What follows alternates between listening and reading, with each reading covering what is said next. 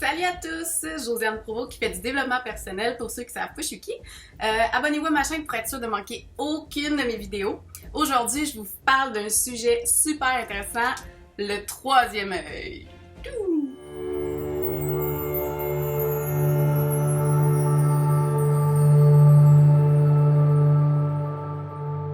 Écoutez mon vidéo jusqu'à la fin parce qu'à la toute fin, j'ai une petite surprise pour vous.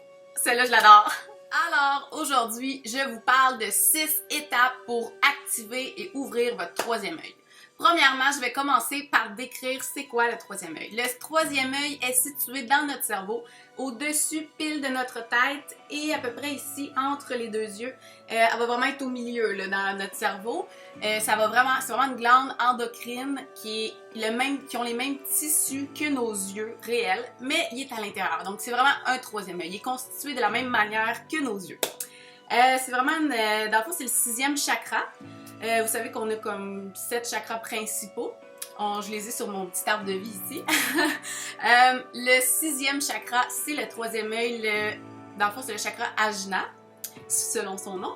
Donc vraiment, voilà en gros c'est quoi le troisième œil. Maintenant, je vais vous dire les étapes pour l'activer. Alors, numéro 1 des premières étapes pour activer votre glande pinéale, bien sûr, cette glande qui va vous permettre d'avoir une vision de la vie différente, des perceptions différentes, au lieu d'avoir juste votre perception du monde à vous. Avec le troisième œil, ça va vraiment vous ouvrir des grandes opportunités. Vous allez voir les choses différemment. C'est vraiment génial. J'ai une petite photo en arrière ici. Alors, l'étape numéro 1, ça va être vraiment de dormir dans le noir. Le noir total. On est habitué, des fois d'être sur nos cellulaires avant d'aller se coucher, des choses comme ça, mais il faut à tout prix éviter. Quand le soleil se couche, au niveau, vraiment, c'est le rythme du soleil. Le soleil se couche, notre glande pinéale va commencer à produire de la mélatonine, qui va vraiment être activée, puis va produire de la mélatonine si on est dans le noir complet. Donc, c'est important de dormir avec des rideaux, des stores, pour être dans le plus noir complet pour que cette glande elle puisse produire de la mélatonine qui va vous aider à dormir. Étape numéro 2, bien sûr, d'aller au soleil. Quand on se lève, le soleil est là, allez voir le soleil, fermez les yeux devant le soleil, ça va vous pénétrer de lumière. Et c'est super bon de 1 pour la vitamine D, bien sûr, et de 2, c'est super bon pour la glande pinéale qui adore ça, la lumière. Puis ce que ça va faire dans le jour, cette glande pinéale-là, c'est qu'elle va sécréter de la sérotonine qui va vous donner une humeur merveilleuse. Vous allez avoir plein d'énergie. Donc, c'est vraiment dans le fond, l'hormone de l'humeur. Donc, quand la sérotonine est sécrétée, on se sent bien. C'est pour ça que des fois, l'hiver, quand il y a moins de soleil, des fois, les gens, on appelle ça la dépression saisonnière. Mais c'est un peu le même principe. Si votre glande pinéale n'absorbe pas de lumière ou de soleil, c'est sûr que dans ce moment-là, on se sent un petit peu moins joyeux. Donc, c'est pour ça que c'est bon d'avoir une luminothérapie chez soi. Ça peut aider à activer la troisième œil. Troisième étape, et non la moindre, le jeûne. Vous allez me dire, mais qu'est-ce que c'est que ça? Le jeûne, vous pouvez le faire vraiment comme 1 journée, 2 journées, 3 journées. Si vous êtes des professionnels, faites 5 jours, 1 semaine. Mais jeûner, dans le fond, c'est juste boire de l'eau, boire des jus frais, de légumes, du thé, pendant 2-3 jours. Ce que ça va faire, c'est qu'à chaque jour, quand on ingère de la nourriture, ça va vraiment venir digérer. On est tout le temps en digestion, en fait. Fait que ce que ça fait, c'est que toute notre énergie va ici. Quand on jeûne, puis qu'on boit de l'eau, du thé ou juste des fruits, l'énergie ici, elle s'en va ici. Donc vraiment, on a une prise de conscience. On dirait moi, je l'ai essayé personnellement plusieurs fois. Moi, j'ai fait des 2-3 jours parce que je voulais pas que ça soit trop difficile. Je croyais que c'était difficile, mais écoutez, on est capable en masse. Faites-le une fois, vous allez voir, vous êtes capable. Puis c'est fou à quel point j'étais plus alerte, j'étais plus consciente. On dirait que je prenais des prises de conscience différentes. J'adore ça. Puis j'essaie d'en faire au moins aux 6 mois ou aux 3 mois. Ça fait aussi un clean-up. Ça va vraiment venir nettoyer votre organisme, éliminer les déchets. Ça fait une pause au système digestif. Ça a plein de bienfaits. Mais aussi, pour activer le troisième œil, même Bouddha faisait des jeûnes. Dans plusieurs religions, il y a les jeûnes. Donc, c'est pas pour rien, il n'y a pas de hasard. 4e étape, de manger des aliments qui vont être plus alcalins qu'acides. Notre corps, notre pH, nous, on se situe entre 7.3 et 7.4. Donc, les aliments qui vont être acides, ça va être vraiment en bas de 7.3. Donc, des aliments à 3, à 4, à 5, à 6. Et les aliments à 7 et plus, le 8, 9, 10, ça c'est vraiment alcalin. Je vous explique en gros, les aliments en bas de 6, c'est vraiment ce que la majorité des gens mangent et s'en rendent pas compte. Je vous fais un exemple, ça va vraiment être l'alcool, ça va être du café, ça va être tout ce qui est viande, ça va être vraiment tout ce qui est fast-food, des pâtes, toutes les choses industrielles, les choses en canne, ça va vraiment être tout du pH très acide. Donc je vous montre une image ici, je sais pas si vous le voyez bien, mais les aliments qui vont être vraiment l'alcool, les burgers, le coca, le café, ça va tout être des aliments dans le fond qui sont très acides comme vous pouvez le voir.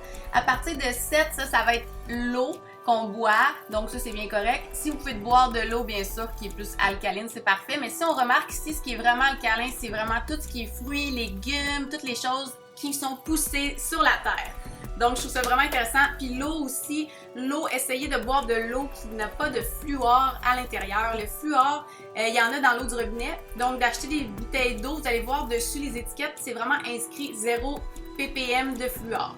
Le fluor, ce que ça va causer, c'est que ça va venir calcifier votre glande pinéale. Ça va venir racheter une couche comme de calcium un peu.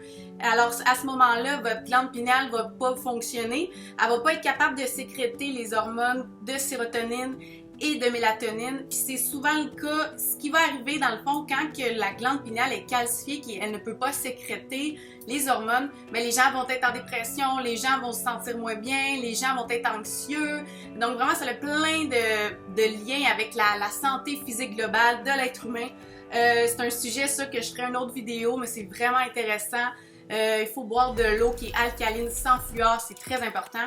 Puis essayer de manger le plus possible des fruits, des légumes, ça va vraiment aller...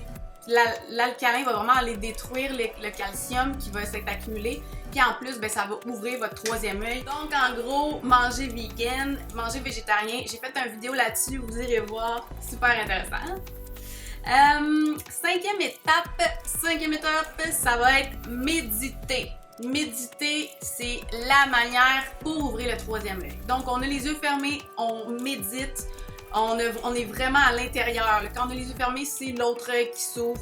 On va vraiment comme développer la glande pinéale. On va se sentir bien. La méditation va ouvrir votre sixième chakra, Ajna. Donc, ouvrir votre troisième œil. Ça va accentuer votre intuition. Ça va vraiment venir casser les croyances que vous avez. Ça va venir vous permettre d'avoir une perception plus globale. Arrêter d'avoir des jugements. Ça va vous rendre plus empathique. Le troisième œil, c'est vraiment l'œil intérieur qui voit tout, qui voit la vérité, qui voit les choses qui sont vraies par-dessus les apparences. Donc, c'est vraiment, votre vie va changer en ouvrant votre troisième étape, très amusante, je l'adore, la lithothérapie, c'est les pierres. Alors, il y a des pierres qui vont favoriser l'ouverture de votre troisième œil. Comme vous voyez ici, c'est mon arbre de vie avec les 7 chakras, il les a toutes dessus. Mais celle-là ici, qui est pour dans le fond, le sixième chakra, le troisième œil, c'est la métisse. La métisse, c'est vraiment elle qui est priorisée pour le troisième œil, mais il y en a d'autres aussi. On a la labradorite, il y en a plusieurs, là. Moi, j'en ai ici, là. C'est des pierres comme ça, vous achetez. La métisse est là. Puis ce que vous pouvez faire en méditant, l'avoir dans votre main, ou si vous méditez couché, de vraiment venir mettre la pierre sur votre troisième œil, ça va venir l'activer encore plus. Ça a des bienfaits aussi de les porter sur soi. Donc cette étape-là, je l'adore. Ça va élargir votre vision. C'est fantastique. Donc si je résume en tout, première étape, bien sûr, on dort dans le noir. Deuxième étape, on va au soleil. Troisième étape, le jeûne. Quatrième étape, de manger des aliments alcalins. Cinquième étape, on médite. Et sixième étape, il y a les pierres qui peuvent aider à ouvrir votre troisième œil. Donc, merci beaucoup d'avoir écouté ma vidéo. J'espère que vous avez apprécié. N'oubliez pas de vous abonner et de liker ma vidéo si vous avez aimé. Faites-moi un petit commentaire ici, c'est très apprécié. Et je vous souhaite une excellente journée. Au revoir.